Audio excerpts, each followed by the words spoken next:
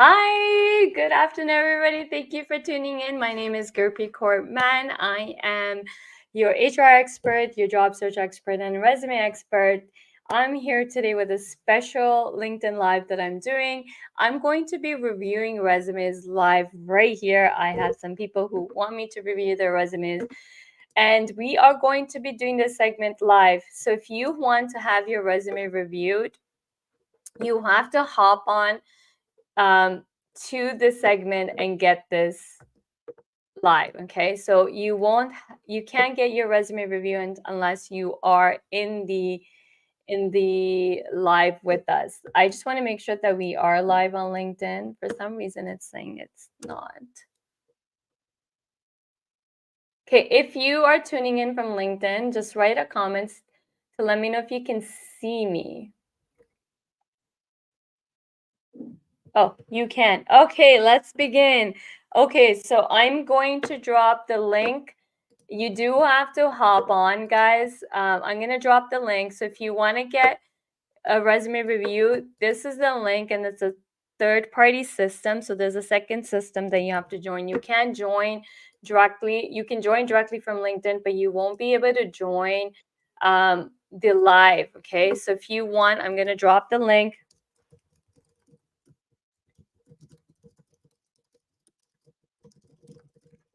Okay, so I dropped the link into the comment section. Feel free to grab it and join the segment. Now, let's begin. I'm going to bring everybody one by one into the segment. Okay, so there's a link, guys, I dropped. You have to hop on to StreamYard in order to get it and be in the studio with me. Okay, first person. So keep this in mind, full disclaimer, this is being streamed live on LinkedIn. So if you don't want your resume to be reviewed publicly live, then you can't get that resume review for free, okay? So let's bring on the first guest. Kavaljit. Hi, Gurpreet. How are you today? Good I'm afternoon. good. How are you? Not bad. Thank you for asking. I'm good. Okay, let's look at your resume. Do you want to share your screen, please? Okay. Actually, I'm joined from my phone, so I don't think so. You won't be able to. Okay, so I'm just going to remove you for a second. Guys, if you want to get your resume review, you can't do it from a phone. You have to be on a desktop. When I call your name, please have your resume ready to review. I only have 1 hour I'm dedicating. So let's be respectful of my time and everybody's time. There are so many people that want to get their resume reviewed. So please have your resume ready. In the private chat, who has a resume that they are ready to share a screen? I'm going to call that person. Okay. So, Monica, you're up next. Monica. Gurpreet, I'm on a phone at the moment. Okay, then you weren't able to do it either. Okay, let me just go grab my system. No problem. Manan. I don't see Manan. Are you? Oh, there we go. Okay, Bob. Okay, Bob, you'll be next. Manan, you're up. Yeah, let me share my screen once.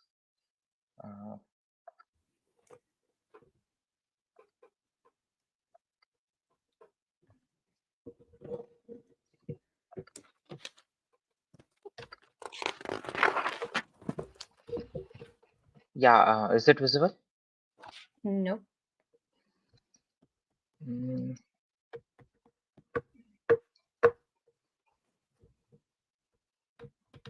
It is saying that my screen. Okay, let me reshare it, I guess. Okay, let me reshare. Do you know how to share the screen?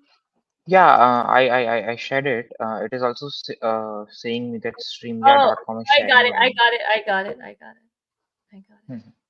Okay, can you zoom in? Yeah. Okay, Manan, how long have you been looking for a job?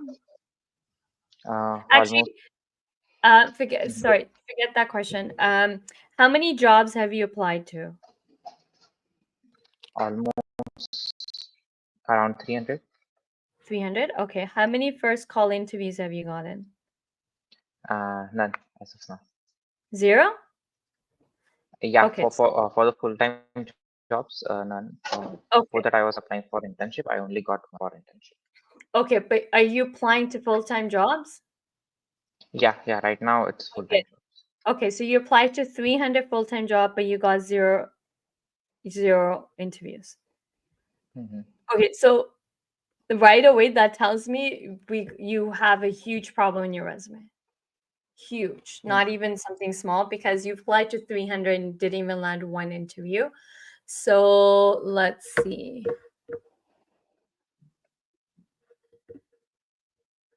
Okay. Can you zoom out let me look at, so I'm gonna only spend 10 minutes and give a review because there's so many people that want a review. So just be 10 minutes. Is this one page resume? No, this is a 2-page resume. Okay. So the first thing I notice is your resume, the presentation of your resume is so congested. Like everything just seems, there's no spaces between the section. Everything is just like so jammed in there. So presentation is really, really important. Okay. So presentation has to be appealing to the eye. It has to be inviting. It can't be like create anxiety for somebody like, oh wow, right? Like oh wow in a bad way, not oh wow in a good way. So it's too clustered. Front-end developer with 3 years of experience. Okay, so you list what you have. Can you make it bigger so I can read, please? Thank you. Yeah, sure. Can Is you this fine? zoom in? Zoom in a little bit more so that everyone can read it. Yeah. Does this works? Yes. Okay, so front-end developer with 3 years experience. Okay, so that summary is really generic and really doesn't tell me what value you're bringing to the table. So you kind of like just summarize, you have 3 years and then you've listed a couple of the 3 years you have experience. And then you just kind of like talk about the skills you have and that's it. So that's not telling me how I'm going to benefit from you. So the technical skills, that's fine. I'm not going to look at that because this will obviously be interchangeable based on the roles you're applying to. Experience. I'm just going to read the first experience, and whatever I point out are wrong with what you're doing in the first experience is what you're doing in all the experience. So now if you take a look at the professional experience section, there's no space between any of your jobs. So your presentation of your resume is really messy.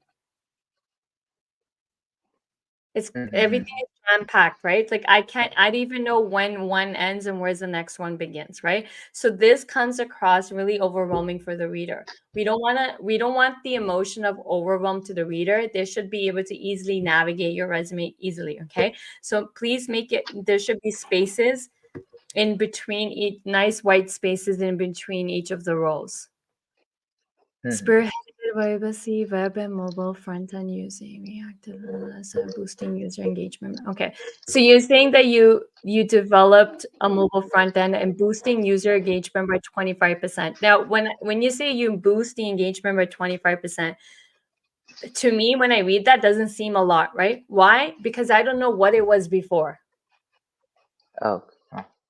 So that 25% can look like nothing, but it can actually mean a big thing if you can actually talk about what it was before and what's it after now, right? So you spearheaded something, but you don't even talk about what problem you're solving. And then you talked about engagement by 20% through improved navigation, consistent. So to me, this bullet is so, it's kind of like there's no impact here. When the reader's reading it, they should feel the impact. So it's like, okay, I did this. You know, you kind of like saying it so lightly. I did it. But you gotta move the reader to be like, wow, like amazing. This is so powerful, like amazing. You solved this problem. Like, I don't even know what the problem is that you solved. Because you kind of just say spearheaded. I'm not a big fan of spearheading, like the word spearheaded. I'm a big firm in like, let's talk about the problem. What's the problem? What's that big problem you saw? What's the result? How much money did the company make from it? How did the company benefit it? Like if the boosting user engagement, who are these users, first of all? Are these user customers? Like who is the end client? Who's the user? And how did the company benefited from it? That boost, right? You got to tie it back to the benefit, which you didn't do. Built an end level nested comments components using tree data structure. Again, okay, so you develop something, you build something. When we're building something, we're doing it to solve a problem or prevent a problem from happening. But what's the result? You don't talk about the result in that bullet at all. And then how did the company benefit from that? Reduce rendering time using and 30%. Okay, again, this third bullet, same thing. Like you became, it's like, you know what I'm noticing? Each bullet, you're talking less and less. The first bullet has like 2 sentences, the second one's like 1, and then third one's even less than the second point. But see, the message is not even know what you're trying to communicate. You reduced rendering time using something, and then boom, resulted in 30% efficiencies. But efficiencies in what though? Okay. So Reduce basically, what time though? Like what time did you reduce? By how much did you reduce it? How much was it before? You're talking about time, but then you went straight into efficiencies. So there's a incomplete. It's incomplete story. You're not really okay. The biggest mistake I'm seeing is your messaging is lost. And I don't know what you're trying to communicate. So the message is lost. I don't know what you're trying to say. The story isn't there. The stories are really incomplete, and you're being very, here's the right word. You're being really vague.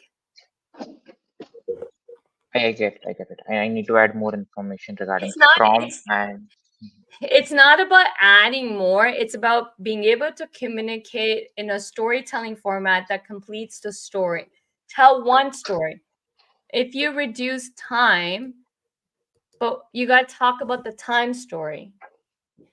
Yes, the benefit would be the efficiencies increase. And how did the company benefit from well, whose efficiencies are we talking about, right? So what you're doing is you're not telling a story, and then you're not talking about the problem or the result. So the formula I use when I teach my clients how to write resume is when it comes to bullets, we want to talk about the problem, result, benefit.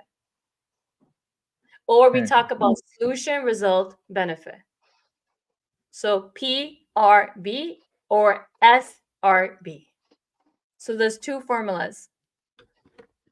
But the formulas are tied back to the way I teach you how to write resumes. So there's a pre-work that we have to do before we can write a resume. That pre-work is going to help you write a really resume that's actually going to land you interviews. Okay, so a lot of work needed. Do you know how to write a resume? Because to me, what I'm looking at tells me that you don't know how to write a resume that can land you. Well, you applied to 300 jobs and you haven't landed one interview. I was trying to follow the XYZ formula, like based on what is the result, what did you accomplish, and by what tools or whatever what you used in order to in order to accomplish that result. So basically, Sorry, if what? we see like implement the XYZ, like what was the problem and what did you how did you solve it and what was the results. So like if we look at this thing, like implemented SSR using Next.js. So I implemented a server-side rendering using a Next.js framework, which basically enabled faster load time by 60% and also leading 20% increase in SEO rankings as I use Next.js. And driving so the last part is the result, like leading 20% increase in SEO ranking, driving 15% of the boost in organic traffic. Okay, The first part was but my question was, do you know how to write all this though? Because what I'm seeing is that the problem I'm seeing is that you don't know how to take everything that I've done and communicate in a way that actually clearly communicates in an effective way with the reader can visualize as they're reading and understand exactly what you're saying, but they can actually visualize it. The key is the reader needs to be able to visualize what you're saying. So that's where the art of storytelling comes in. But now I can use the word storytelling and all that. If I bring it to simple terms, do you know how to write a resume that where the reader can visualize what you're saying. They can automatically have that picture running in their head. I'm just gonna ask you plain blank. You know how to write that? Because what I'm saying, I can tell you don't. You can, yeah, you can follow a framework, but that doesn't mean you know how to write it in a way that will, the way I'm saying it. So Okay? whenever someone reads it, to create a picture in their mind of what exactly is being happening. Yeah, Yes. the wording is so important on resume writing though. Like how we craft it, how we word it, right? Like that's why when people work with me, I invest so much time on those calls. Like they bring me the framework, the work they've completed following my teachings, but then I'm the one that actually finalized their resume. Rewrite it, reword it, come out the language. So they're working with me, and that's what I charge for. You can do all the pre-work, but that is a lot of times you're still gonna struggle with the final piece. Okay, so hope that helps. Yeah. Okay, so I'm gonna move you. Guys, if you're done, there's people waiting. I can only have 10 people in the studio. So if once I've reviewed your resume, just please kindly request that you leave the studio so the other people who want the resume review can join. Okay, Bob, you're up next. Is Bob still here? Bob. I am going to quickly get water while Bob pulls up his resume. Can you see it?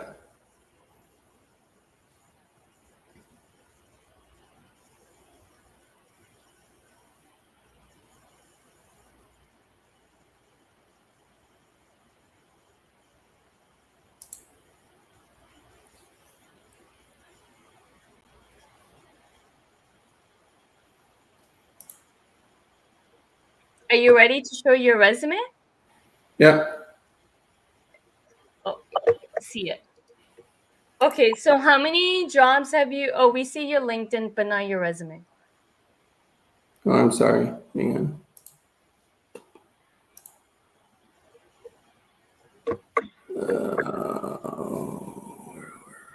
Let me go back. My apologies. Present. Share screen.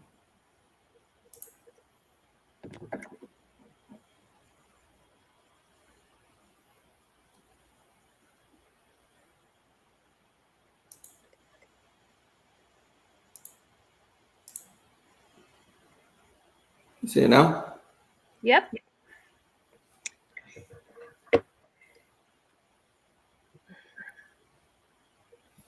Okay, so how many jobs have you applied with this resume? With this revised format, probably a little over 100.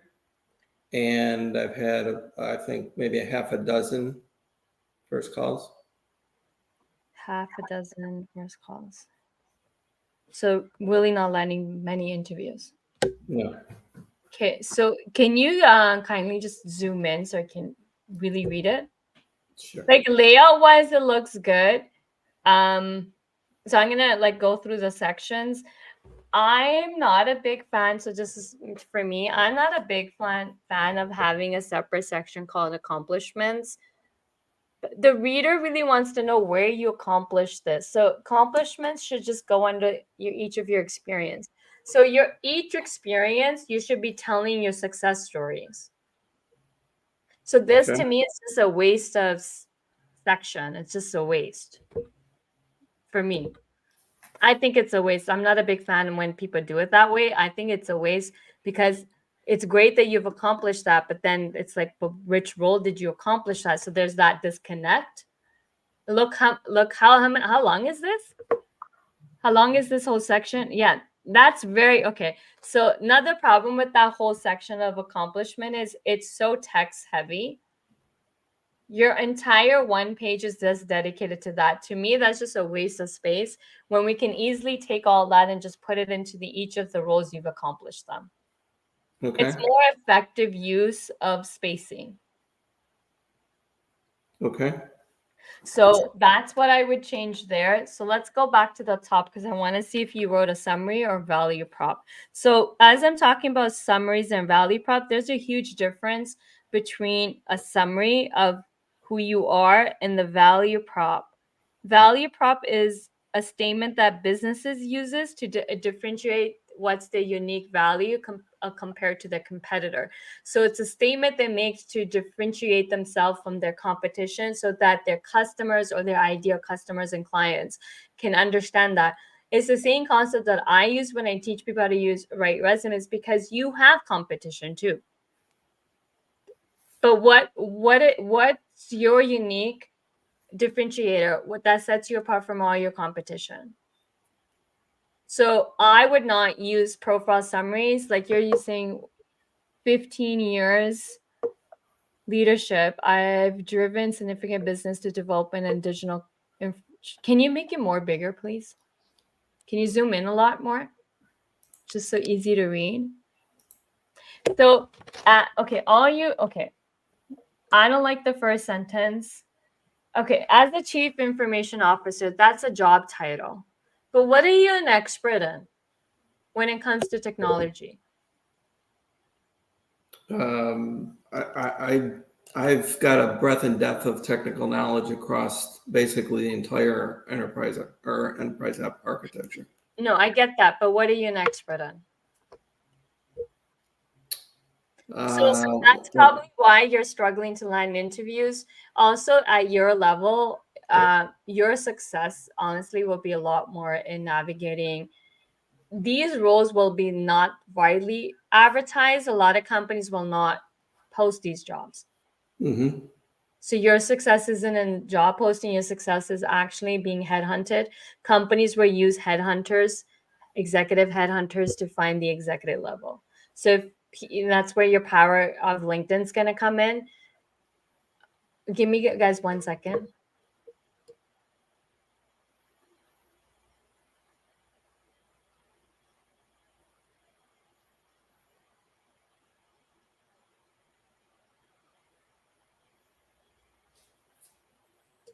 Okay. So your success is going to be more widely on, being headhunted, approaching companies directly, navigating, like, because these jobs are not going to be posted easily. I'm not saying some companies won't post it, but a lot of companies are not going to post it. So not just going to post and hire a chief officer for technology. These are high level roles, right? So your strategy in your job search does need to change, but what are you an expert in? I know you have wealth of experience, and that's why it becomes really even more crucial to understand what's that big problem that you're an expert in solving. But to solve that big problem, you do have to solve all the many little other problems so that we're solving the big problem.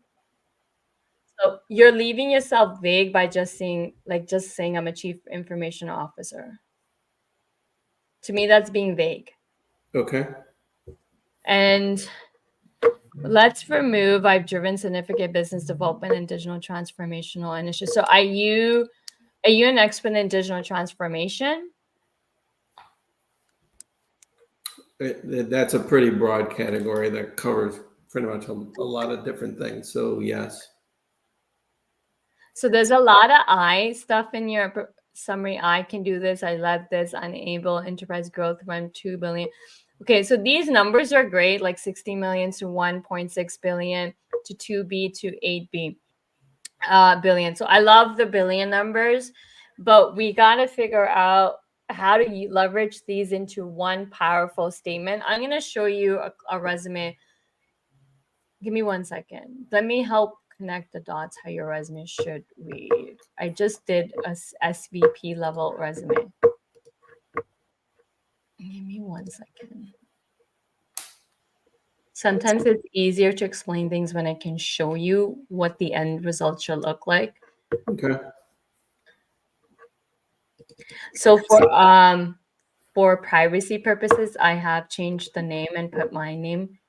You want me to stop sharing? Are you still sharing?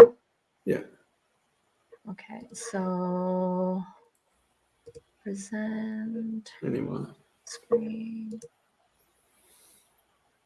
Okay, so let me zoom in. This is what I mean about really figuring out what you're an expert in. You can position yourself as a CIO, chief. Can you zoom in a little bit? Yeah, I'm zooming in. Just give me 1 second.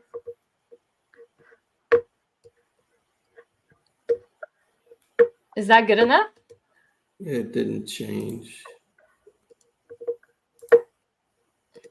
Oh, that's better now. Okay. Okay. Is this good enough? Yep.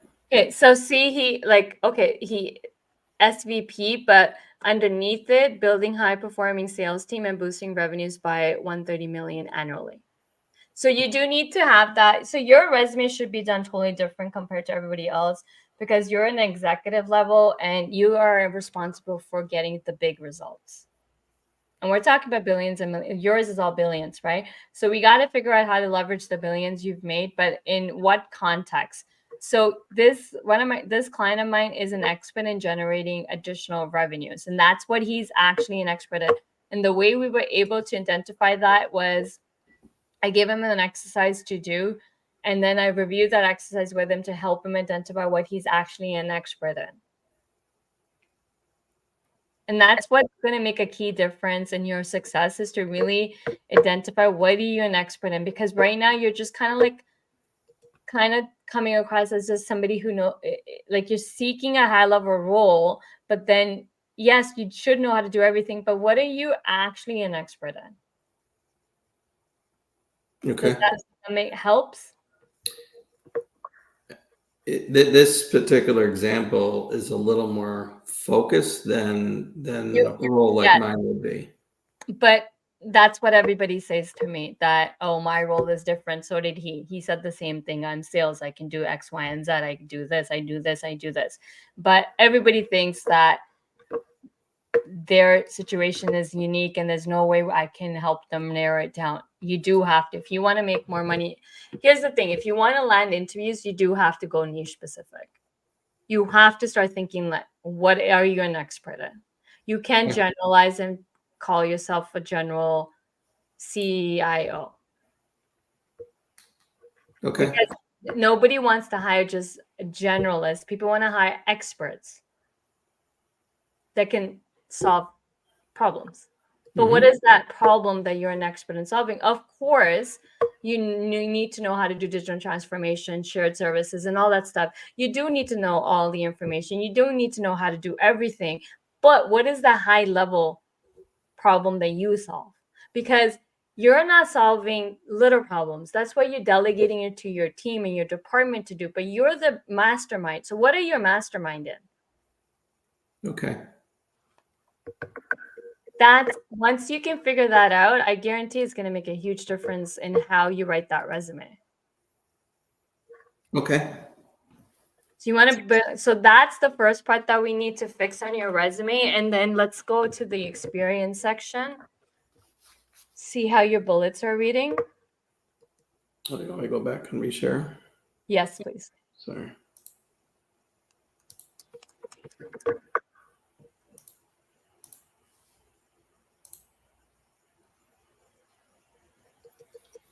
Want to go down to the one of the job sections? Yes. Okay. So successful business development and digital transformation. Okay. So can I ask you a question? Because I keep seeing business development. I thought you're information technology. So why like I've seen it on your profile summary above to business development. Can you give me some context here? And I'm seeing Well, it includes both organic and M&A growth. Regarding, can you give me more context than that? So in my role to go from the 600 million to the 1.6 billion, this was private equity. So we acquired 2 additional companies. I became the part of the management team of all 3 companies, basically supporting the development of that business through the M&A growth, as well as the organic growth within each of those companies. So you weren't just doing technology then. No, no. So that's why I don't like your name, the Chief Information Officer. Because when I hear Chief Information, or everybody hears it's technology based. Well, in this day and age, the CIO is more than just technologist, I mean, we're all more than what we do. right? We all are, but that's why our job title shouldn't define who we are. You got to navigate the job titles to work for us. You can't. That's why I'm not a big firm believer in job titles. We do have to manipulate the job titles to represent who we are. That's why I would never. That's why I'm saying the way you're introducing yourself shouldn't be a chief information officer. You are a business expert, but what are you an expert in business? But You're an that was expert in running a business and growing and scaling the business to $1 billion. You just helped this company go from 650 million to 1.6 billion. correct. Right? So that's way more than just technology. So are you suggesting that the title that I held at that company shouldn't be what I put on the resume? Yep. Yep. You can have the title, but you can do dual titles. You can say CIO, but you're also kind of like you're helping business development. So there has to be, because when I saw business development, I saw it at the top two right away. To me, I knew there's deeper story behind this, and that's why to me, that's why I'm asking you to clarify now in this segment, because I see it again. So I know there's a story behind it. So you're selling yourself short by just having CIO as a title, even at the top two with your summary, by just having CIO.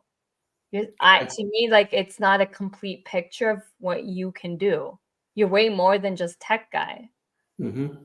Right? You're actually a business person that does have expertise in tech. You know how to leverage tech to grow a business, but you also have this business development segment where you help the company increase their 650 revenue, and then you were part of the management team, you acquired the team, but you weren't just like, were your role just IT as the management team that you're coming on you're sitting on like the company formed a management team of experts, right? Was your role on that management team just to talk about tech?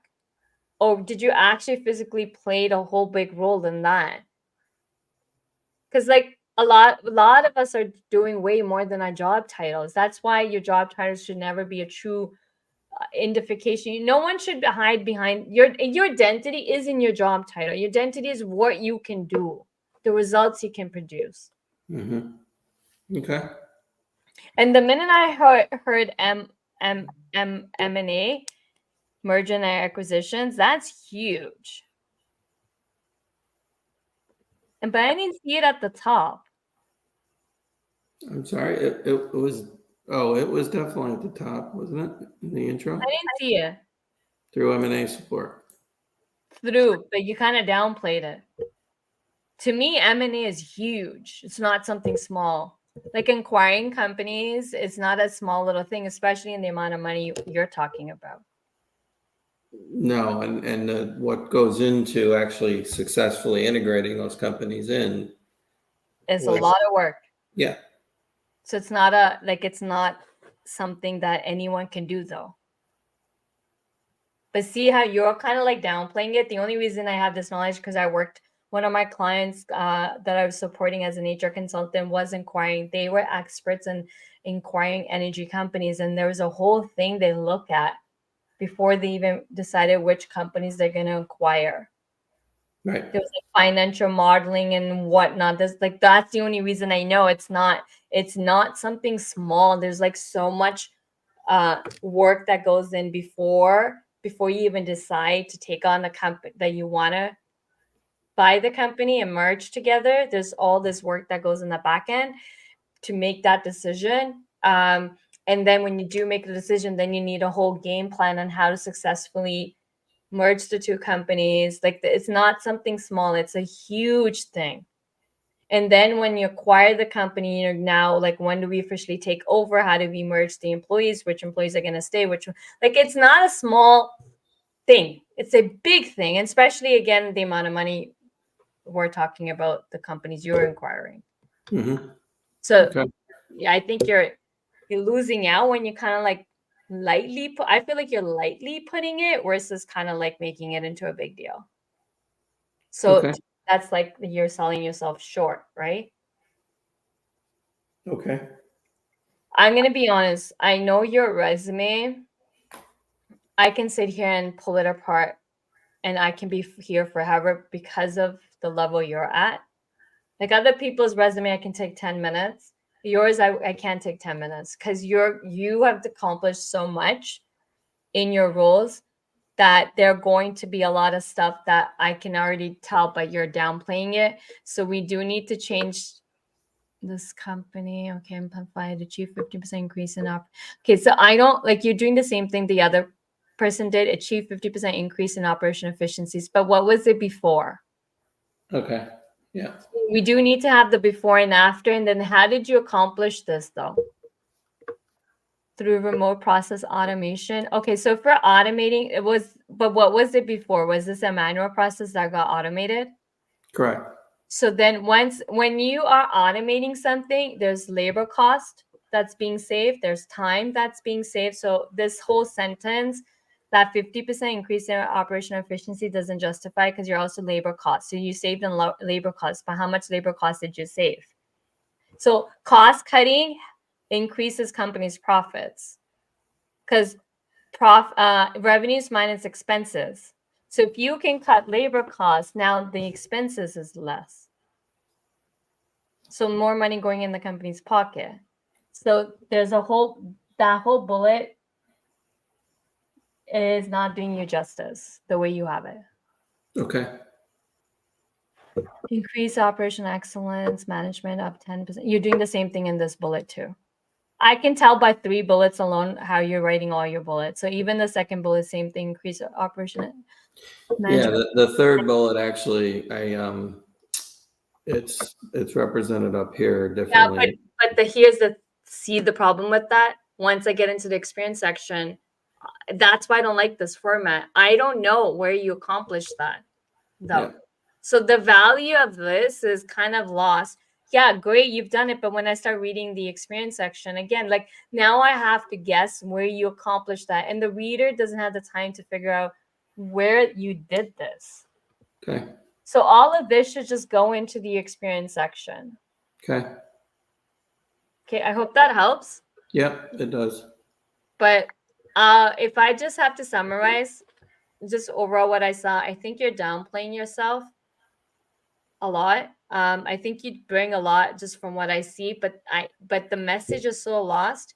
But I don't think you are just an informational technology person.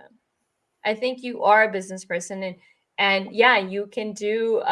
But usually it's called Chief Technology Officer, CTO. But you're in a position as Chief Information Technology. No, Chief Information Officer. Like what's to say that you can't even go after COO roles or even become a CEO? Yeah, I mean the role that I played really was a combination of CIO, CTO, and COO.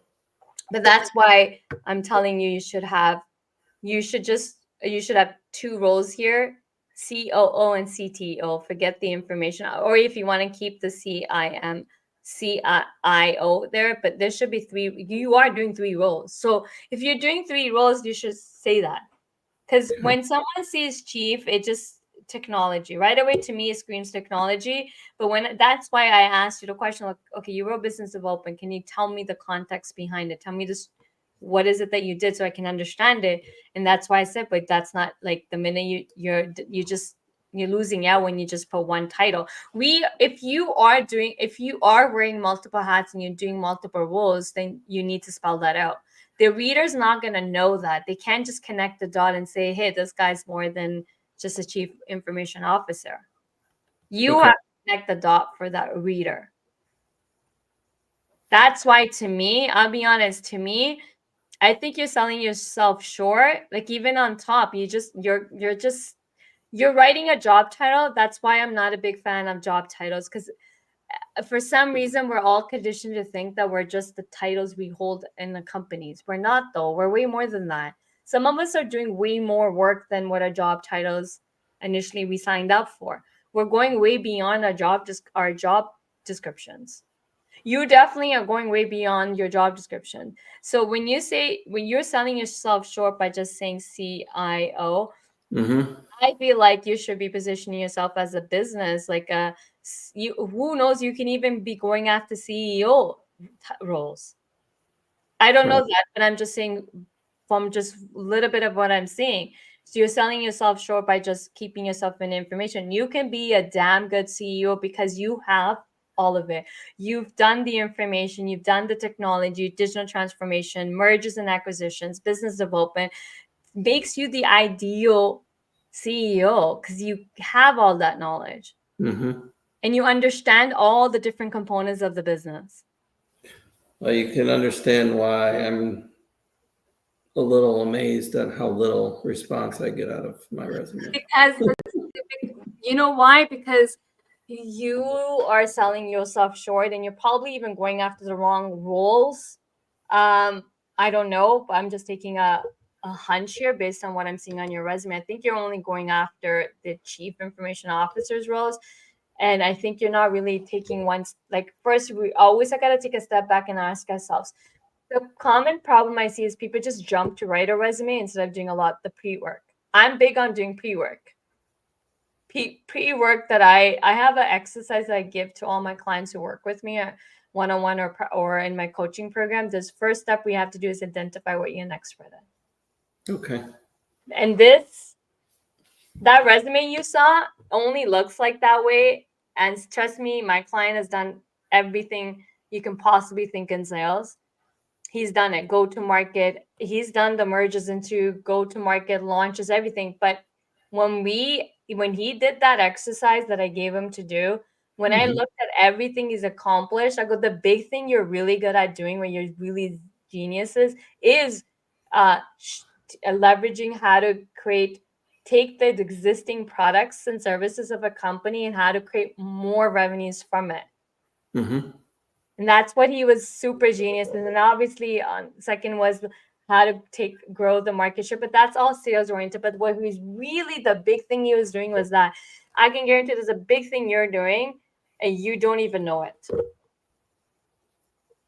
But just like few things I've seen, I can pick up that you're doing so much, but you don't even realize what you've actually accomplished because you're staying behind. You're identifying yourself with just the job title you had. And you're coming from that lens where I can see a whole 360 thing. Okay. I hope that helps. It does, and we'll probably be talking more. Sure, sounds good. Thank you. Thank you. You're welcome. Okay, so Bob, I'm gonna just ask you to leave so other people can get into the studio. Okay, who's next? Okay, who is ready to share their resume? Oh, I see the comments in the chat coming. Okay, guys, if you want to join to get your resume review, you do have to join StreamYard. I did drop a link. You do have to be in the studio with me live to get the review. I'll drop it one more time, but I don't know how many people I can actually review. But rest assured, even if I'm not reviewing your resume, take notes. Make notes and see how I'm reviewing someone's resume. What feedback am I giving them?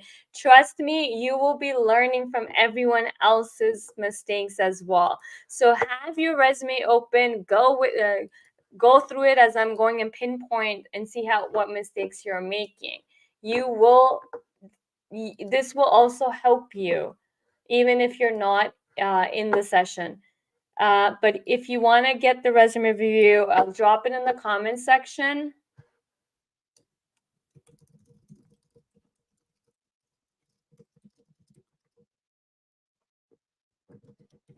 Okay, so I dropped it in the comment section to get that resume review. Okay, so let's move on.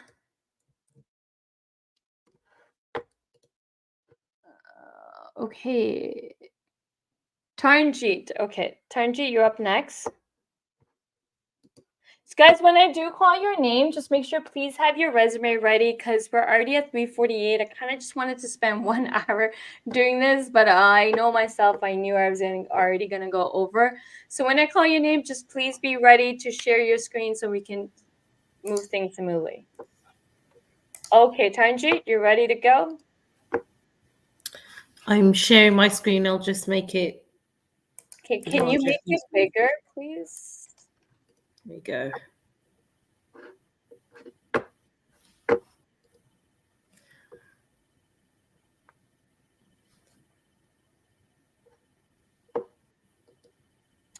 Okay, can you scroll up? Yeah. Okay, how many jobs have you applied to? Quite a few. In the hundreds. I spoke to you in the audio You room. did. You did. I Yeah. recognize your accent. And to be honest, my resume is clearly doing something right. Because I am getting the actual interviews. I'm just Okay, how many? falling short. Yeah. Okay, how many jobs have you applied to using this resume? I would say in the hundreds. And It's I'm 100, probably 200, 300. There's a reason I ask because I actually I collect the data and I will tell you how your resume is converting. What's the conversion rate of your resume? probably about maybe 400. Okay, so you've applied to 400. And how many first calls have you gotten? The Oh, first interview, loads. first call. First calls, maybe 60 interviews. 60. First Okay, so discovery calls, yeah. yeah, so I just look at the first call. So you've applied to 400, but you only landed 60. Your resume is converting 15% of the time. That's your conversion rate. So it's pretty low. And how long have you been job searching? I think you said for a year, right? Yeah. I mean, don't get me wrong, I've landed contracts in between, but they've been short term, nothing permanent as of yet. Okay, so you want a permanent role, right? But Okay. currently I'm applying to interim roles, contract roles, so pretty much anything right now. Okay. Can you go to the top first? Yeah.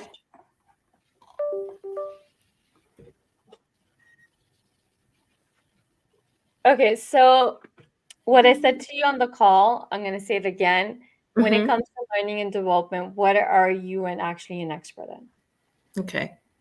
So we have to find that piece out first before we can even write your resume. Now, I can tell you one thing. Yes, you've landed some interviews, but we should change the format of your resume for presentation wise so that you can land even more interviews. So the presentation, I'm not liking it. Okay.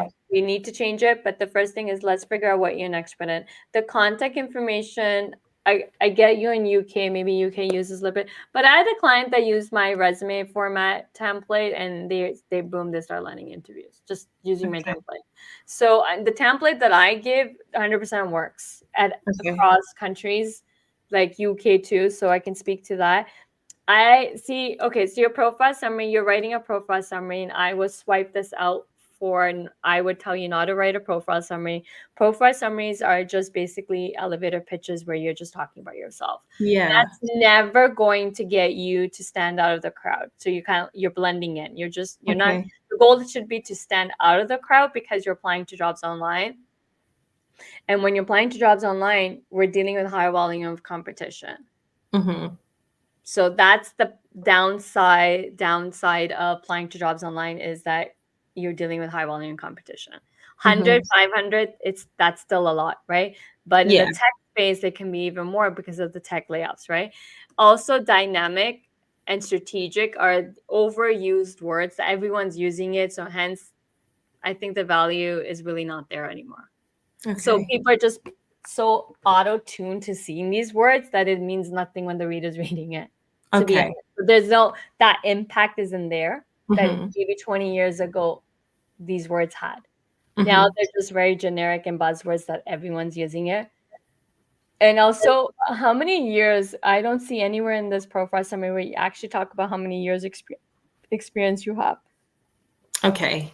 So that's missing. You do have to connect the dot for the reader to know exactly how many years you have. So Mhm. this whole profile summary, I would delete. It's just you talking about yourself, but we do want to create a unique value proposition. Like, what are you bringing to the table? What results can you get for the companies? What problems can you solve? How would the company benefit from hiring you? What's going to be the company's ROI? You have to spell that out. Like, the company, like ROI is a return on the investment. Hiring is an investment the company is making in the business. Mhm. There needs to be an ROI on it. So Okay. you got to know your ROIs. Everyone should know how much the ROI the company's going to get from you. And it's never this that you just written. It's not your Okay. skills. It's not the experience. It's not your credentials. That's not an ROI. Think of when you're investing money. Do you invest money? Like, do you have any investments? Yeah, I do. So when you're investing, what are you looking for? Okay. You invest money, what are you looking to make more money? Absolutely. Right? That's all everybody cares about when they're investing. If you're buying stock, Mhm. you're looking at making more money. Mhm. You're not, yes, you're going to do homework and research, right? Sometimes people do take bet on upcoming companies because, yeah, you hold the stock for maybe, I don't know, year or 2 years until that company takes off. Some companies who've gone public, maybe the smaller, but you hold on to the stock, right? So to get the more profit. In the end of the game is every time we invest money, we're always looking for a greater ROI, Mhm. not just 2%, 3%, or 5%. Okay. I know if we put money in savings account or GIC's account, they only give you 3%, right? But that's why a lot of people go out for stocks because yes, you're taking a bigger risk and you can take a big hit, but if you stay with it, you can also make a lot of money. Way more than 3%, right? So you Mhm. can't be talking in terms of 3% or 5% ROI the company's going to get. You got to present yourself that the company's going to get 10x from let's say they're paying you 100K, they got to get 10x in ROI from that salary they're paying you. Well, I'm just talking about base, but we didn't even get into the total comp, right? So Mhm. you have to clearly communicate and show that money speaks. Yeah. Money Okay. speaks. Money speaks like it's no one's business. Like, money is one language that is universal and it Yeah. speaks to everybody. Mhm. So that's why everyone's resume should speak money. So Okay. that's missing. I'm not a big fan of doing separate section. Right after your unique value proposition, you should just go into listing a skills table. Remove all Okay. this. Is too texty. Okay. You can't overwhelm the reader by having a text heavy resume. So there's psychology behind how your resume needs to be written and how people will read it. So Mhm. one thing is your resume has to be easily scannable. When it's so text heavy, it's not easy to scan, right? No one's gonna first of all read word for word you've written. Mhm. So that's why we have to make sure the way we present our resume is easy to scan. So hence, once you have the value proposition statement, you go right into listing your skills. It's Okay. just like dropping names and you don't need to explain look what you're doing, strategic L&D leadership, and then you're explaining it.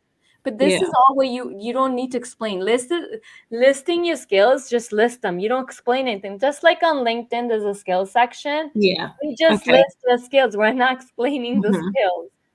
Yeah, that's Same true. concept. So remove that. It will make it less text heavy. Let's go Okay. down. And then Okay, I've just so gone into my work experience. so what's going on here?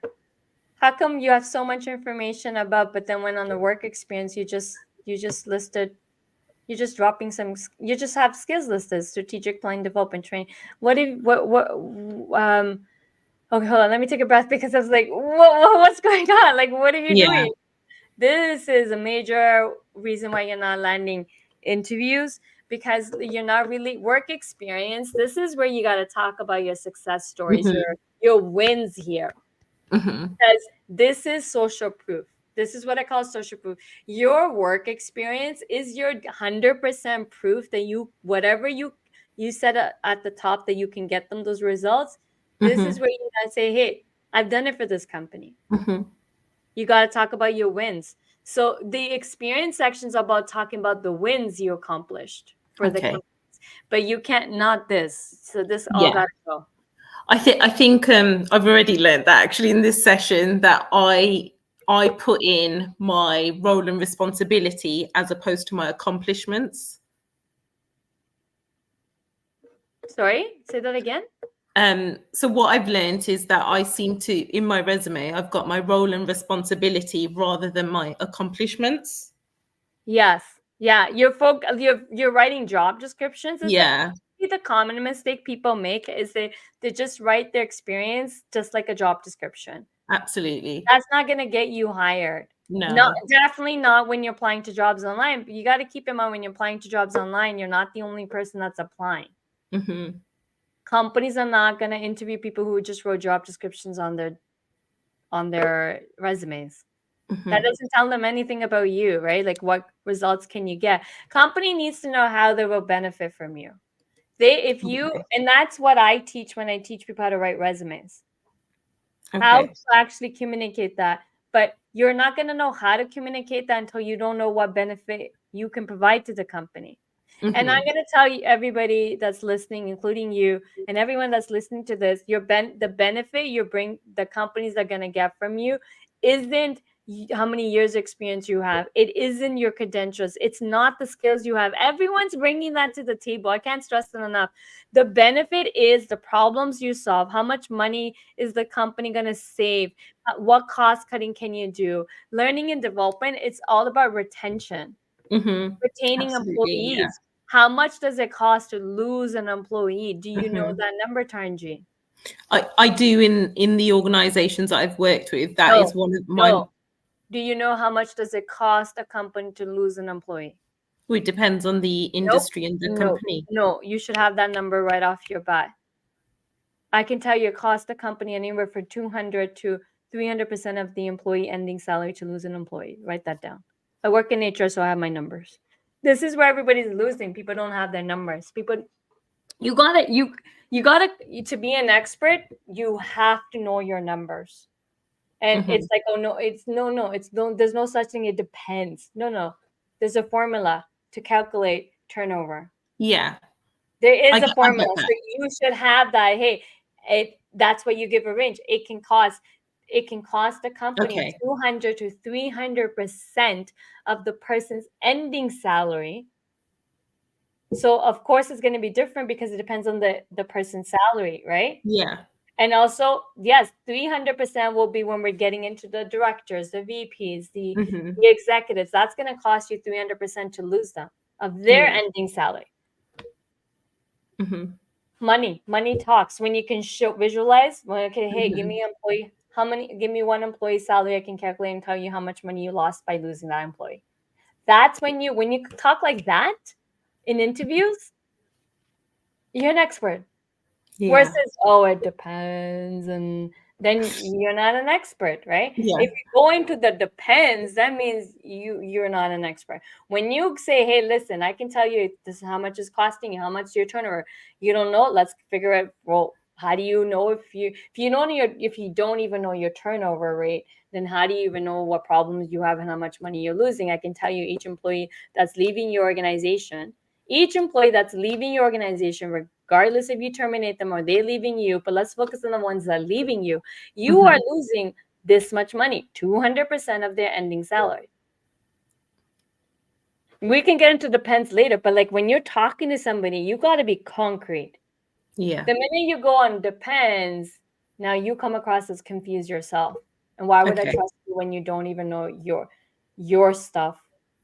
Right? You have to Yeah. be the expert that owns it. So you're hiding behind learning and development, but you're not really figuring out. It's one common mistake I've seen every HR make, and the reason I can say because I worked in HR, but everybody that has a service, everybody that's not a salesperson in the company, everybody has this common mistake that we kind of like, what's the right word? Like we don't know how to calculate money. We don't see the impact our expertise are making in a business. Like you have to know how your function helps the company run. Mhm. until you don't see that, you will never see value in what you do, and hence the company's never going to see value in it. A lot of people see themselves, oh, well, company doesn't value me. Yeah, because you don't value what you do first. If you value what you do, then you will know the numbers. Okay. The reason I started making more money in HR as an HR consultant, I figure out the numbers. Trust me, it's a game changer. Okay. So I have the numbers, by the way. I just gave it to my client who's working with me. She's in HR. I go, listen, you're in HR. I have the numbers. I'll give you all my formulas. So when we are doing your resume, we know what to write, how to calculate the numbers. Actually, I have a formula for everybody in this room to know how to calculate the money. Because Okay. money speaks. Your expertise has to be tied down to the operation, right? What is the business bottom line to make money? There's no company in this world that isn't in it to make money. But you have to understand how you play a role to the bottom line of the business. And that's where, trust me, your component, what you do is really, really important. Actually, what everybody is doing is really, really important. But we have to figure out how it ties down to the business and how it ties down to the bottom line of the business. You are your role is so crucial because you play a crucial role in retention. Yeah. And succession planning. Mm-hmm. Okay, so not just retention is one, succession planning is two, which is the vital success of a company's to have succession planning. Absolutely. Now, see how I'm connecting the dots for you? But look how you are selling you and what I'm saying is night and day difference here. Yeah. And hence, I can guarantee you, I told you this on the call, I can guarantee I can get you more money than what you're asking for now. Okay. This is why.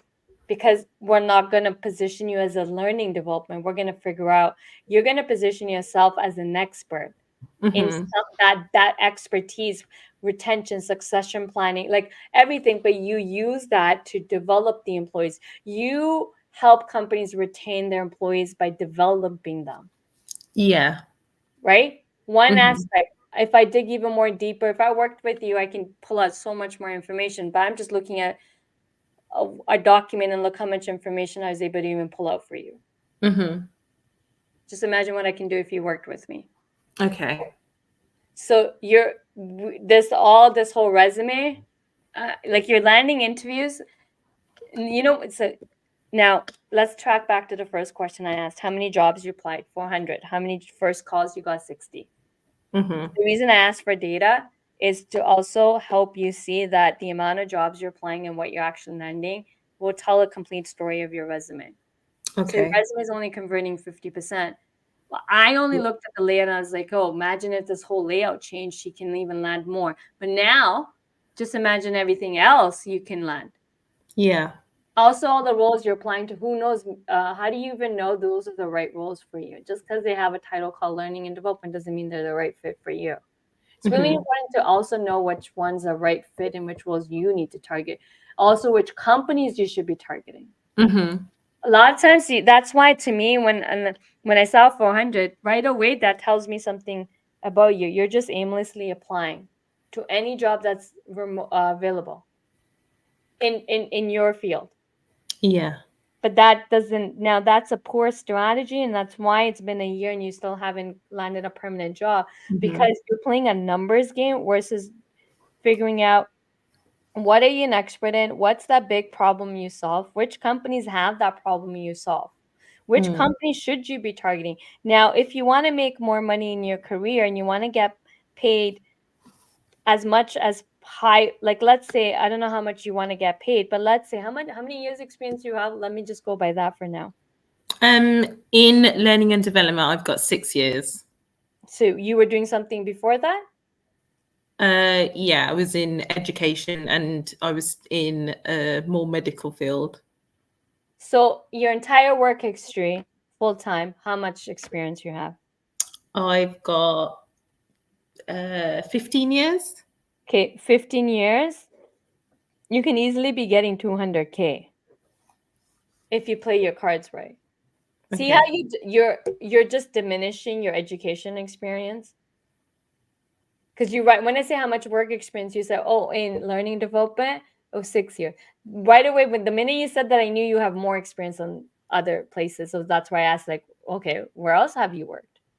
Okay. You Yeah. can't diminish your learning and development actually stems from that education experience you have. Your education experience, work experience stems from the other experience you have. Everything, all your experiences shapes you to who you are, and that's why you're exceptionally great at what you do because of the vast experience you have. So Mhm. we can't discredit that. Okay. So because you have 15 years of work experience, I'm giving a rough number. I don't know, right? I'm just going to go by based on my clients who've landed 200K role. They had 15 years experience, work experience. Mhm.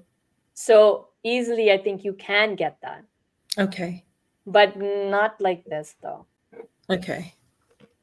So you also need to know which companies have the problem that you're an expert in solving and which companies will pay you 200. Which company has the money to pay you 200K? So this is where the switch happens. That's why I'm not a big fan of just sitting there applying to jobs. You need to know which companies you're for, who needs you, whose problems you can solve, who have the problems that need to be solved, and who also has the money to pay you what you want. Okay. That's the game changer, is the money. You Mm. can't just go after companies who can't even afford you. That's a waste of your time, energy. Yeah. Total waste. That's Okay. what that 400 tells me. You're wasting, that you're wasting your energy on probably the wrong roles and wrong companies. Mhm. Hope that helps. Yeah, absolutely. Really insightful. Thank you. You're welcome. Okay. Tanjit, I do need a favor from you. I do Absolutely. need you to leave the studio Yeah. because I can only have 10 people and people are like, I can't get into the studio. That's fine. Thank you. Thank you. You're welcome. Okay, I see Hamad already has his resume up. Perfect. You're up next, my friend. Oh, you got to unmute. Yes. Hi, Gurpreet. Hi, how are Thank you? I'm good. Thank you. Okay, first, right off the bat, wow. This resume looks, presentation-wise, you nailed it. This Thank you. has a wow factor right off the bat. I like it. Is it color or just does black and white? It's navy blue, dark blue color Is with it? How white. come it's not? How come it's not coming across? It kind of seems more on that grayish side. Yeah, bit of a gray and blue mix color. Yeah, Okay. it's dark. Okay. So tell me, Hamad, how many jobs have you applied to? I've applied approximately 200 plus jobs so far. Oh, 200 plus. So tell me, is it 200, 300? What do we, just give me one number. Let's say 200. Yeah. Okay, 200. How many jobs? Well, why 200? If you're saying plus, then let's go on the, Yeah, I've been applying for other industries as well because my main background oh, it's relies okay. to, I just need to know, sorry, I just need to know how many jobs you applied to.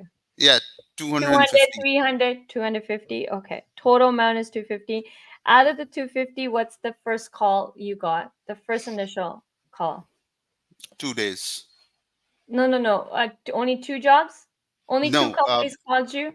You no, applied no. to, out of the 250 jobs you applied to, how many of the company, which roles you got a call back for? Approximately 80. 80? Yeah, 80.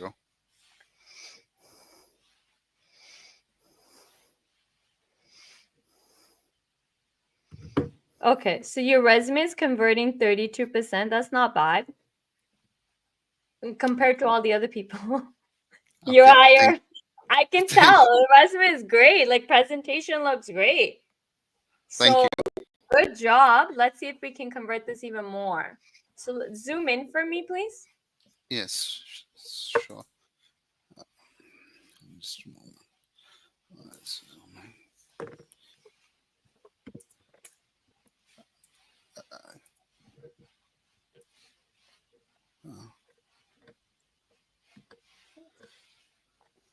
Is it zooming? Not yet. Okay. Is it okay now? No, the screen didn't move yet. No. I think Okay. it takes a little bit of time. Don't know why.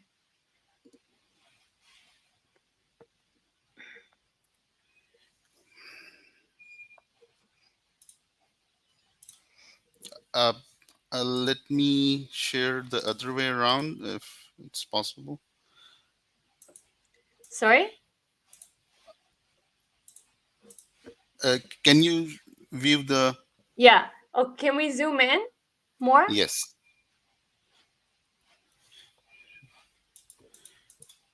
Is it okay now?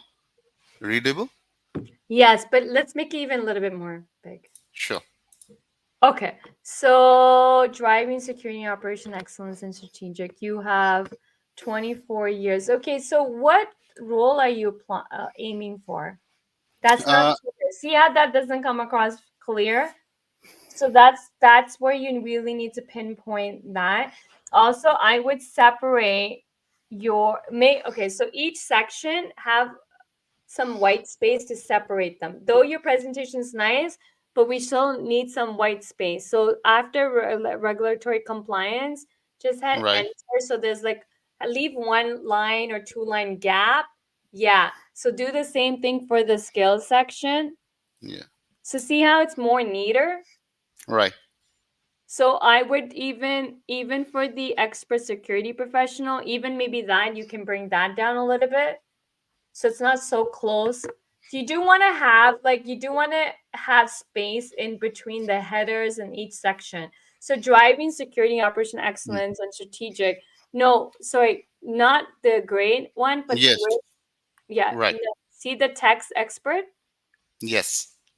You can hit enter. See now see how that looks much more cleaner. Right.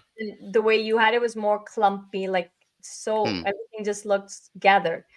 This just makes it more readable, friendly. It's easy on the eyes and it's easy to just kind of like cleaner. So Right. you do want to present. So you have 24 years experience, but as what though? Mostly 20 years of experience in aviation. So but what part of aviation what are we talking Customer about? service, aviation security, airport operations, cargo, ramp operations. Okay, so that's a lot, but what are you actually an expert in though? I'm expert in aviation security at the moment. Okay, so we want to take driving security, operation excellence, and strategic leadership, remove that, and just put, hold on, don't do anything yet. Right. I'm going to figure out a title there, but what you need to say is you're expert in aviation security.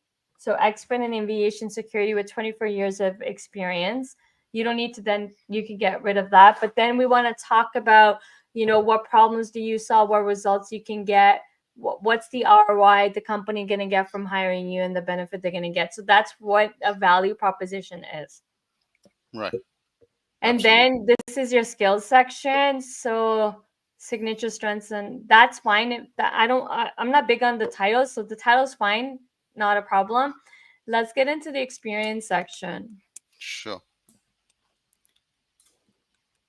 Okay.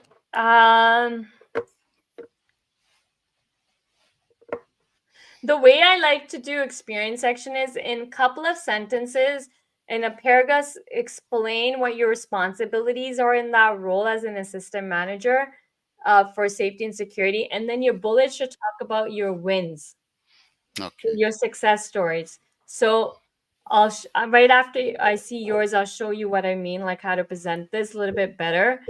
Led investigations into security breaches, achieving 30% reduction. Okay, you're doing the same thing that I pointed out.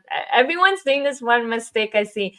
Everyone's throwing in numbers, percentages, but the percentage doesn't tell a story if you don't tell the before and after. Okay. So I don't know achieving 30% reduction in incidents even look like, because I don't know what it was before. Right. So the person can visualize this, the reader can visualize this, because the key information is missing for them to complete the story to be able to tell that. Right. Okay. Right. So that's missing there. Develop and maintain relationships with law enforcement agencies, reducing incident response time 30%.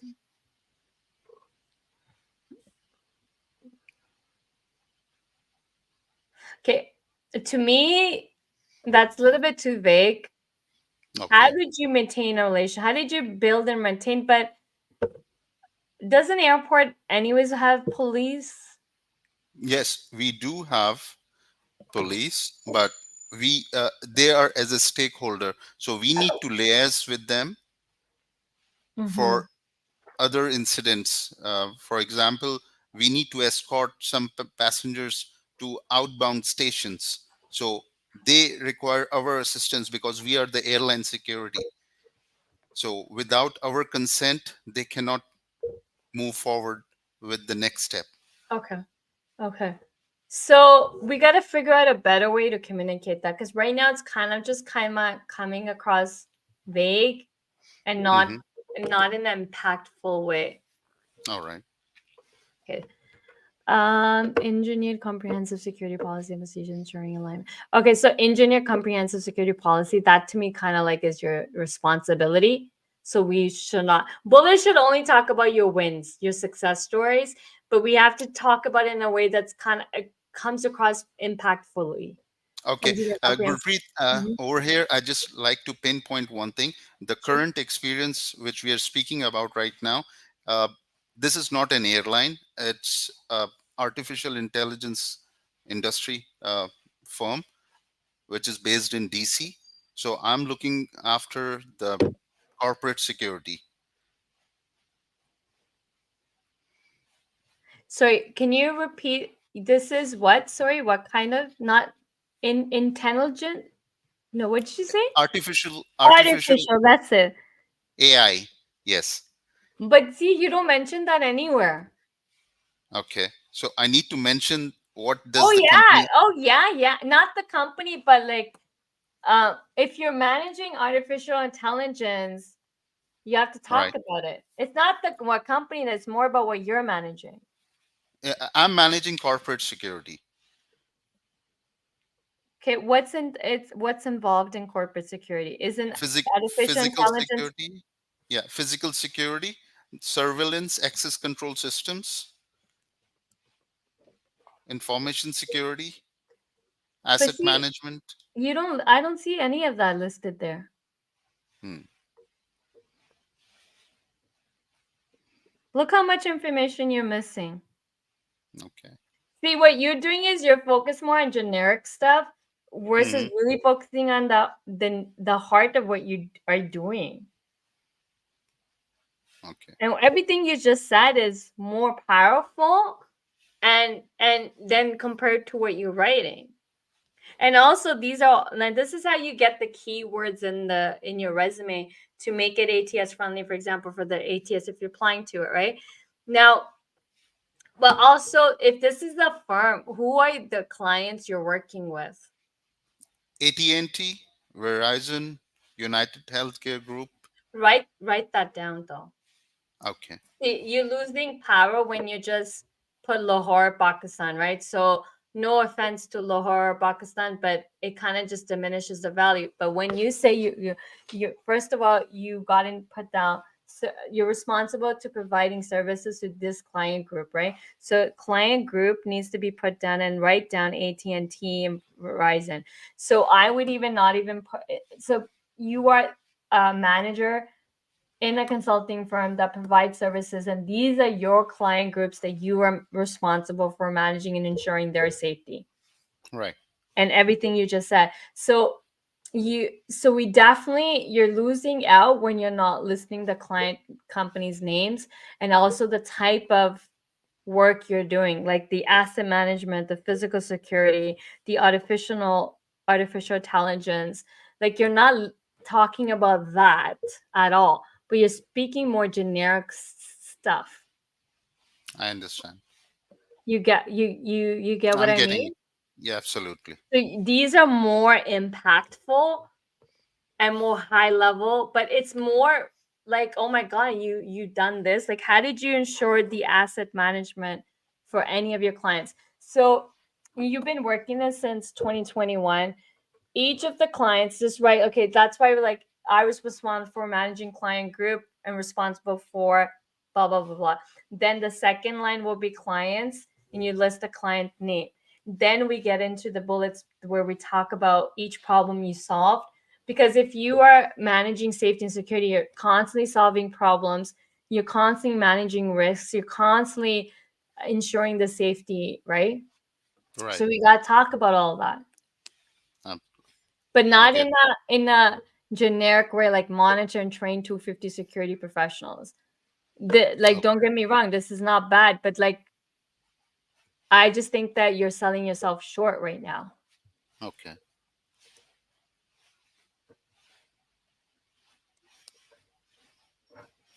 Okay. So you're doing the same problem, the second one, to reduce customer complaint resolution time by 50%, but then you don't talk about what it was before within 3 months and then okay, so who is this company? IBEX is BPO. They are having several clients like Western Union, Okay, Walmart. now you same problem. Everything I Right. listed to the first, you got to do the same thing for this one too. Okay. Okay. Okay. Does this help you? I'm running out of time and there's one person's resume I have to review. Definitely. Sure. Okay. Thank you. So Thank you so much. I don't sell yourself short.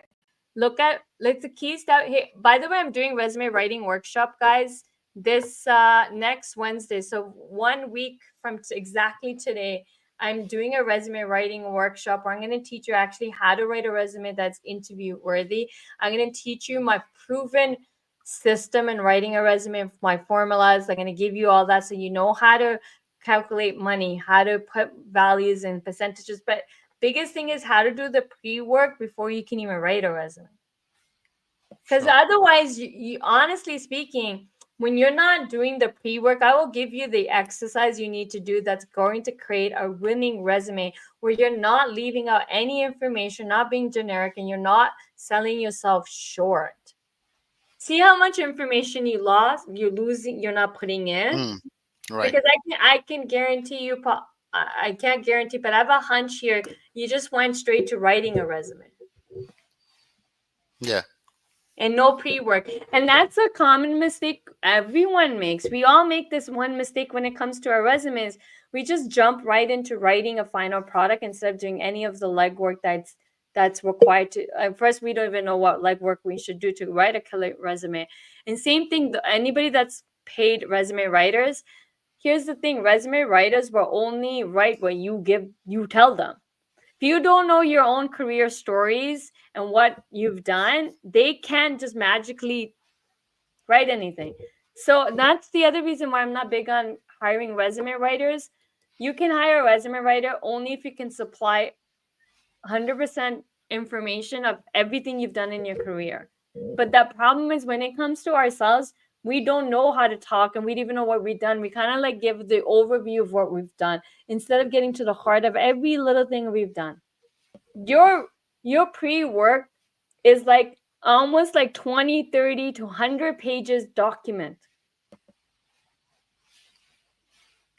before Okay. you can even write a resume.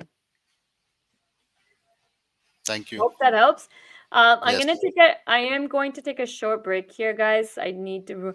Haman, I'm just gonna ask you to, Thank you. if you can, you're Thank you. welcome. Sure. If you can Thank you. exit so other people can come in. But I'm gonna take a short break. I'm only gonna review one more person's resume. That's Viraj. And then me. I'm just gonna take a small little break.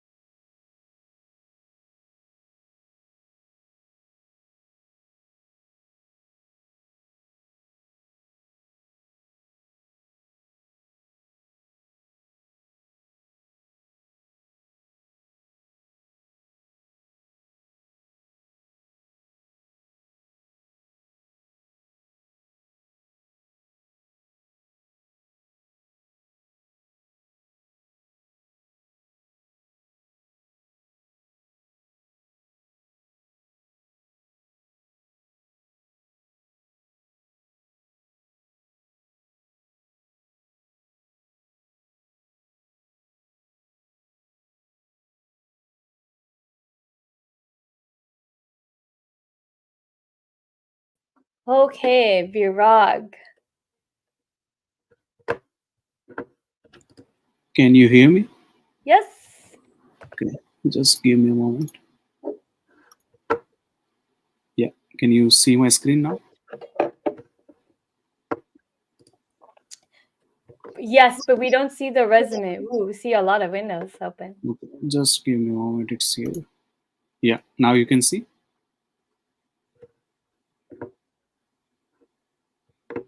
Can you see my resume?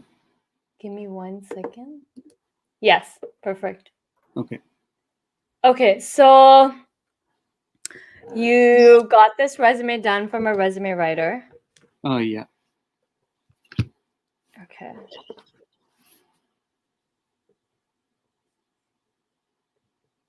Resume writer.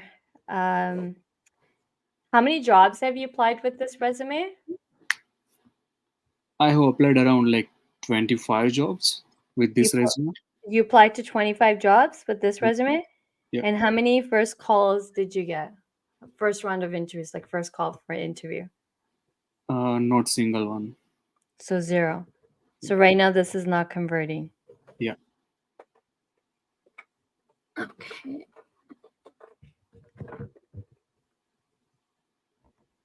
What is the IT business development?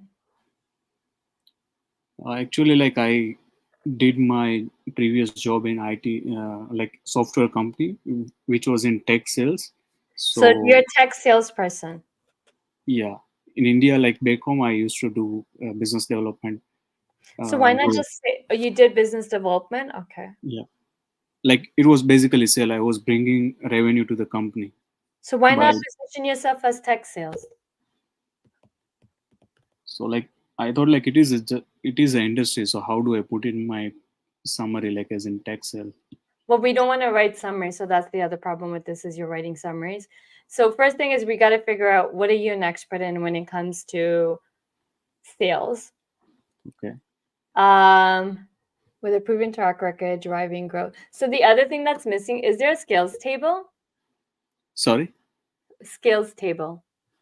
skills table. Yeah, it is here. Oh, why is it at the bottom? So this skills table needs to be at the top.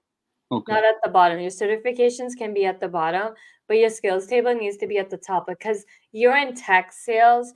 People want to see your tech skills. Okay. Every company wants to see the skills because that's the first thing they're gonna look at. So that's why the skills section needs to be the second section. Okay.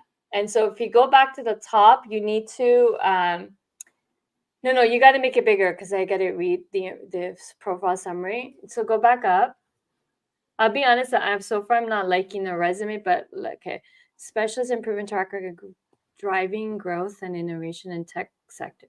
I don't get it. How are you as tech sales and then proven track record of driving growth and innovation in tech sector? That makes absolutely no sense. So then it'd be that you generate revenues because that's what tech sales is all about, generating revenues. So there's no talk about revenues. Over 3 years experience in client acquisition, relationship management, business, that all those three things that's written, that's skills, delivering a 15% increase in client acquisition. Well, I don't even know what 15% looks like. Or 20% boost in customer. That entire language, the entire sentence, to be honest, doesn't make absolutely sense. Okay. Then you have skilled in guiding companies through business development, strategy, project again, you're just listing a bunch of skills. Okay.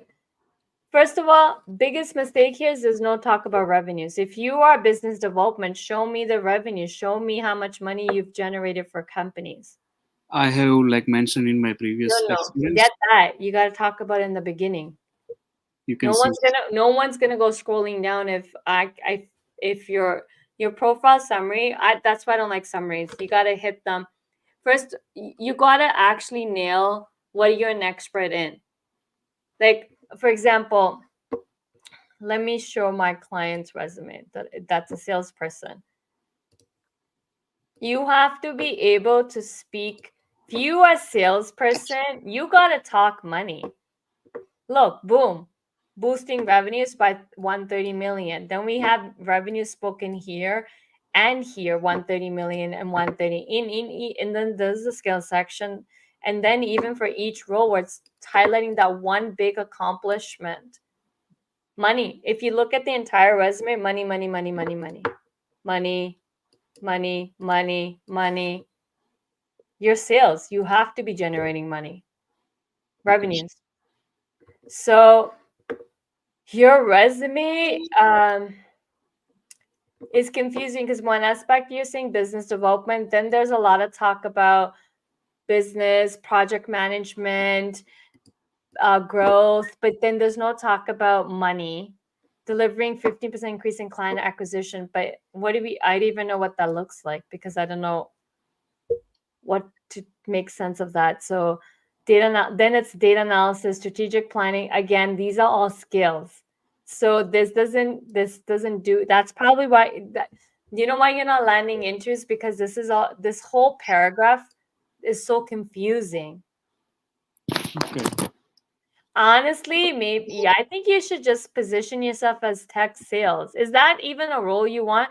Okay, now using IT business development, when I look at your work experience, you're front desk security support like that. Now, right away, this first role doesn't even support what you're saying at the top. Second role doesn't either. Third one does. So the first two roles have nothing to do with the role you're going after. So I have mentioned due to just like, to maintain hierarchy, like it was my previous role while I was a student in Canada. Yeah, So, but it's not working for you, right? I understand you want to fill the gap, but you were a student. yeah. So you can fill the gap by what you should be doing if filling the gap is just saying you were full-time So student.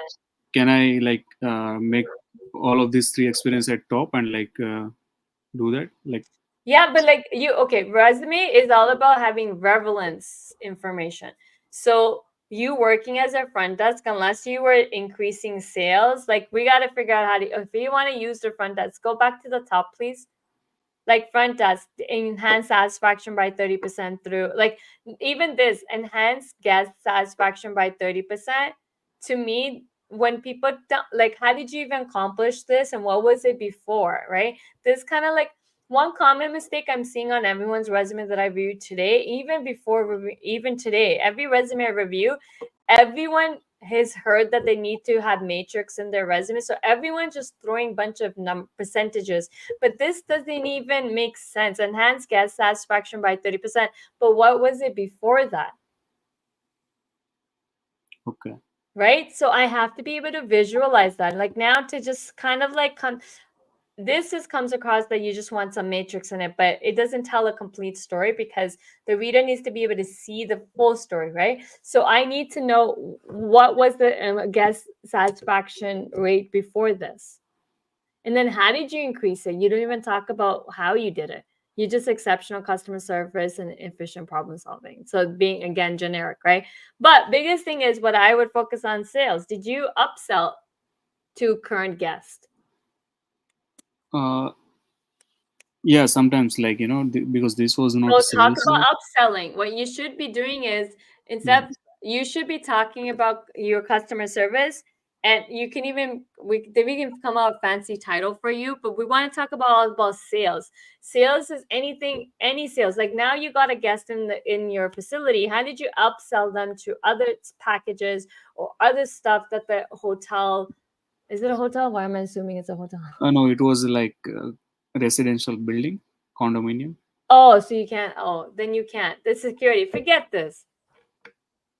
Did you? I mean, if you're just a front desk at a condo building, then you're just a security guard. There's no upselling. This to me absolutely is not relevant. And then asset protection associate, that's not relevant either because you're working at a Walmart, probably in a warehouse, right? Not in warehouse because I work directly with the store management and I Okay, had so you worked with the store management. Okay, reduce shrinkage by 50% through implementation of effective laws. Okay, there is some stuff that you can do with this one. Again, we want to show how increasing revenues helped. So there's a way to position this. The second one, maybe there's a way to position it. In the end of the day, we have to figure out how to take information that in each of the roles you were doing and how to position it. If you don't want a gap, but then these are obviously they're not full time. I'm gonna go back. No, this is a full-time role. Asset okay, protection full was time. full-time. You worked there full time, okay, but only from June to December. Yeah, it was 6 months, like while I was a student. So even in this role, January to November, increase export sales by 30% through. But how much money? What was the revenues? You're not you're hiding behind percentages instead of actually what makes sense as a business developer is revenues, Okay, I see. numbers. I would remove India. I don't know if you want. I don't recommend maybe not talking about India, but honestly, the biggest problem, major problem in your resume is there's never mention of any revenues. You can see here in my this experience, like Yeah, it but was that's just one, right? Only one, but there's no that one is not gonna do anything, right? Each role, like you gotta hit the how much revenues, how much sales were you generating? 3.1 million sales. Because these percentages are not doing you justice at all. That's why you're not landing into this, because even I wouldn't call you for an interview, because to me, you're not coming across someone who's actually exceptionally good in sales, someone who can get the clients, close it, get the customers, close the sales, and generate money. There's nothing mentioned about sales. I don't get it. I'm sorry that you paid someone to write this resume, but sorry. Honestly, the only word that's coming out of my mouth, and I apologize, is this is crappy. And each role, just 2 bullets. How does that even give anybody a reader context of what can you do? Okay. This is poorly done, and there's not like I understand you've worked a lot. I'm gonna be honest. Because you're barely worked in any of the companies for a year, it is going to work against you. So we have to figure out how to leverage each of your roles properly so that you're also, to be honest, the reason you're probably not also landing into is because when I look at the timelines, this is July 2018 to December 2018. This is December 2018 to May 2019. It's like you're barely staying at one role for more than just 6 months. The way this comes across the readers, you're just leaving. So for salespeople to keep leaving, that means there's gonna be the people are making assumptions that you're not good at what you do, hence why you're just staying at 6 months. See how, again, you're not sitting next to the reader to explain anything, right? Obviously there's a story behind all this, but I'm just telling you how it comes across to somebody when they just see this document, because the only first thing someone's seeing is this document. You're not sitting next to them to explain anything. Yeah, correct. So how to make it actually work for me, all this experience? Well, got to figure out why were you leaving all these companies so frequently? Why you're only in this company for 6 months? This one you were only in it for 11 months. So what's the story? It was like relocation. I mean, I can help you, but I can't. There's no way I'd be able to help you on this call because I need to understand the story behind each of these roles. Why were you leaving? What was happening? And what have you accomplished, right? So right now, honestly speaking, all the way from the top to the bottom, you've never worked more than 6 months, other than this one role, 11 months. A lot of your roles, you're barely in it for 6 months. That's probably one of the reasons you're also not getting calls. To be honest. So like my another question. That's actually a big problem in your resume. So like I wanted to use my education from back home. Like I'm a BTech engineer in computer science and done my 2 certificate in project management and big data. So like what if we can figure it out some role within this domain and make and tweak our resume besides it kind of comes down to figuring out what is it that you really want. What are you passionate about? What's that dream role that you really want? We got to first figure that and then work backwards. Okay. Yeah. Okay, I see. Yeah. Because right now, this like, sadly, that's why you're not landing interviews, because you don't look like somebody who can do the role, but you're also coming across somebody who just can't. You're not somebody who's not going to stay. So sadly, companies are not going to want to hire somebody who's not going to stay, right? Mhm. Yeah. Yeah. So any quick solution from your end, like if I'm in a job search right now, and Sorry. any quick solution like from your side, like what should I do? See, here's the problem, right? Like everybody wants quick solution. Resume is not a quick solution. Writing a resume is never a quick solution at all. By the way, and I'm gonna say something to you. This is why, like, I already know why you didn't write the resume based on how I taught it, because you were part of the Job Search Booster membership. If you actually watch that resume training video in that boost when you were part of the membership and you just did the work, I guarantee you would have landed a job. But everybody, that's the problem. Nobody wants to do the heavy lifting. Nobody wants to do the work. You're just looking for quick solutions. Quick solutions are never going to get you results. They're going to get you temporary results. Okay. You paid somebody $100, but you were already paying like 100 something for the membership. And when you were part, I don't run the membership anymore, but when you were part of the membership, I was doing 2 calls per week. Mhm. So if you actually just devoted time doing the resume and you showed up on those weekly, the two calls that I was doing reviewing resumes, you could have got so much more feedback and fixed the resume and created a killer resume. Okay. So I can't give you a quick solution because your problem isn't a quick fix. There isn't actually a quick fix to your problem. Because your biggest problem is that you only stayed in roles for 6 months. So that there's no way I can give you a quick fix for that. Okay. You see? Yeah. Do you understand why I can't? Like sometimes I can, right? Like the other guy who already had an amazing resume, there's just quick fixes that he can do to make it even better. Yours is no quick fixes because we got 2 major problems. One major problem is you don't come across as a salesperson at all. And if that's the roles you want, tech sales, I don't see anything tech sales remotely in your resume. The biggest problem is that when someone sees your work experience, they see somebody who just barely stays in 6 months. And that is going to work against you. So there's no way I can tell you quickly how to fix your resume because your situation isn't a quick fix one. Okay. Yeah. Okay. Yeah. Thank you. You're welcome. Okay, guys. So I hope this helped. I know I saw a lot of comments.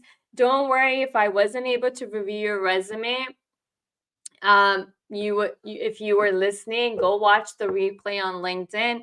You should able to listen and know what's wrong with your resume based on all the people's resumes I did review. Since this was a big hit with everybody, I'll probably do these maybe once a week now. But hey, if you are struggling in your resume, take my resume writing workshop. I'm running this is a live workshop I'm teaching, and I made it super affordable. Like it's only $47 compared to if I worked with you one-on-one, I would be charging $3,000. And sorry.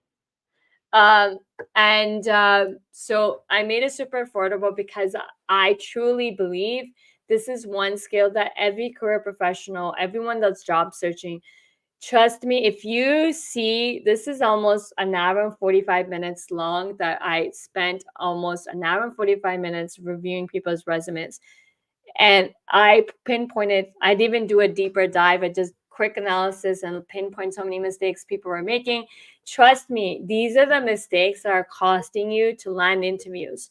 I can help you. I want to teach you how to write a resume because it's one skill that you do need your entire career. One format, a resume, LinkedIn, it's all written communication. You have to know how to communicate effectively, but you have to know everything about yourself. What have you done in all your career? If you looked at a couple of people, 3 people that I reviewed resumes were underselling themselves, selling them short because they were too fixed on the job title they had versus looking at what they were accomplishing. Another person was even he didn't even mention the key things, the important key things he was doing in his roles and the clients he was working with. Look, these oversights of this is what an expert like me can do for you, because I can pull out all the information out of you so that we don't miss out on the key stuff that needs to be in your resume. Many of you are missing out such key information on the resume that is the key to landing the interviews. If this should have been an eye opener for everybody, the mistakes that I pointed on the other people's resumes, probably making the same mistakes. And it always, I'll be honest, the reason everybody's making the same type of mistakes is the fact that you're just going and writing a resume. You're not putting in the legwork, the pre-work. I have a proven exercise that I'm going to teach in my resume writing workshop that's going to help you write an interview-worthy resume. Okay, I'm going to share my proven formula, my proven steps in writing resume that's going to get you interviews. Because without that information, you're going to lose out on landing interviews. A lot of people think that just because they're landing even few interviews, that they are landing interviews. Like one caller, she applied to 400 and she said, "Oh, I'm landing interviews." And when I asked her how many out of the 400, how many interviews did she actually get the first call, like first interviews, it was only 60, which was only 50% conversion rate of her resume. So that's not a lot, right? So please, if you want success in your job search, if you want to land interviews, trust me, the most important piece is to know everything about you, know every little accomplishments in each of your roles. Let me teach you how to write a resume. $47 is not a lot of money for a skill you actually need in your entire career. Just like it was important to get those degrees and those certifications, it's as equally important to learn how to write a resume. And I'm not even charging a lot. It's just $47 investment one time to learn a skill that's you need in the entire duration of your career. So take the $47 and times it by how many more years you're going to work in your career. And trust me, that $47 times, I don't know, let's say you have 20 more years you want to work, it's pennies compared to that. But it's well worth the investment that's going to give you ROI. The ROI is going to be you're going to start landing interviews. You're going to start landing interviews for higher roles with higher paying salaries because you're not going to be underselling yourself. Many of you are underselling yourself. And if this session didn't prove that to anybody, then that's a whole different story. Then I don't know what's going to prove that you're underselling. But I can, this is why my clients make more money working with me, because they were in the same position just like all of you guys are today when you're showing me your resumes. How many people are underselling? But it's underselling because you don't even know what you accomplished, what problems you're good in solving, all the stuff you're so great in doing in the problems and the results, because you do have a ton of vision right now. So when you see those clients of mine got a 40K increase in salary, 50K, or even like double their salaries from making 200K to now making 400K, those are not by fluke. Those are not, oh, she's manipulating or she's lying or she's just lying about it. That's fake. No, these are real people, but they've mastered a skill that I'm teaching. Trust me, you do need to know how to sell yourself. Selling isn't talking about yourself. Selling is that I can do this. I led this. I have this skill. I have this experience. I have this credential. There's no I in selling. Ever. There's no I in selling. Okay. So if you want to work with me, feel free to message me and I can tell you how you can work with me. I do run a group coaching program that is helping career professionals just like you.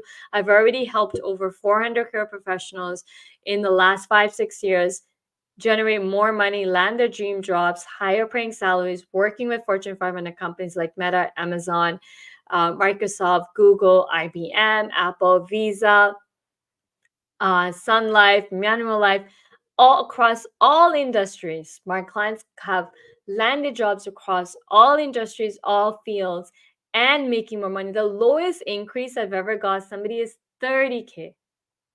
30K increase in matter of within 90 days or less, 30 days, 60 days, or 90 days. I have clients who've landed jobs in 2 weeks. I have clients that landed jobs in 6 weeks. I have clients that landed jobs in 28 days. I have clients that did land jobs in 90 days. I have clients that maybe it took them a little bit more than the 90 days. But everyone's journey is a little bit different because there is a learning curve when you come and work with me. There's a learning curve. I can't predict how fast you can learn that learning curve and get to the other side. I'm just being honest, but I can guarantee you results. I can guarantee you will make more money if you work with me. I guarantee you become a top earner in your field. You will be working for prestige companies like Microsoft, IBM, Google, Meta, Visa, all these top-notch companies. If you have that desire, but you don't know how to make that happen for you, I do. I have proven it over and over with 400 people. I can do the same for you. So message me if you want to work with me. But if you just want to learn a resume, hey, I got you covered. I'm doing a resume writing workshop live on Zoom. It's a private workshop. There is a fee. It's just $47. And I'll teach you how to write a resume that will convert into interviews. The workshop's called Interview Worthy Resume. Okay, so I hope this helped. If you did miss it, watch the replay. Okay, so until next time, thank you guys.